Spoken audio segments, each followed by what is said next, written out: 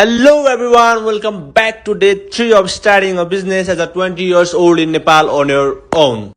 so फर्स्टमा चाहिँ मलाई लाइटहरु किन्नु पर्ने थियो त्यही भएर म सिधै जान्छु बिजुली पसलतिर त्यहाँ गएर यस्तो बबाल लाइटहरु देख्दा त ओहो दामी किन्नु लाग्छ त्यही भएर फेरि औकात हेरेर अब आफ्नो नर्मल उसमा आए त्यही भएर लाइटहरु बोकेर म सिधै आए दुईटा ट्युब लाइट दुईटा मल्टी प्लग दुईटा वार्म लाइट अनि दुईटा चकिलो वाला लाइटहरु लिएर आइसकेको छु र अब बिजुली वाला दाइले कुर्नु पर्छ त्यही भएर मैले हेल्पको लागि स्टुल पनि ल्याइदिए माथि छ नि त फेरि त्यो स्टुल लिएर गएको त भएन फेरि ड्रम चाहियो त्यो फेरि ड्रम पनि लिएर आइदिए ड्रम पुराइन्जेलसम्म हाम्रो बिजुली वाला दाइले फेरि आफ्नो औजार निकालिसक्नु भयो त्यही भएर फेरि मलाई डर लागेर बसे म पनि त्यही भएर अनि बसेर मजाले हेरेको दाइले एकैछिन फिट हान्दिनु भयो दामी फिट हान्दिनु भयो त्यसपछि हाम्रो फोकस लाइट हाल्ने बेला थियो त्यो मलाई झ्याउलायो अनि कति हेर्नु भनेर म गएँ अटोबेलतिर अटोबेल बस्दा बस्दा यत्रो भयंकर पानी पर्यो अनि यो पानीमा अब के गर्नु भनेर मलाई कफी खान मन लागेर म कफी लिएर आएँ अब निन्द्रा भगाउँछ त्यसपछि यस्तो पानी रोकेर हेरेको उता बोट चलिसकेछ अब त्यही बोटमा ल सोफा खोज्न जाम दाइ भनेर म गएँ सोफा खोज्नतिर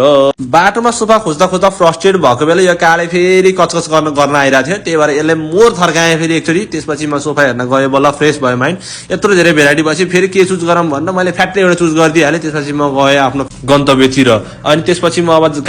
कार्पेट घोट्ने जाली होइन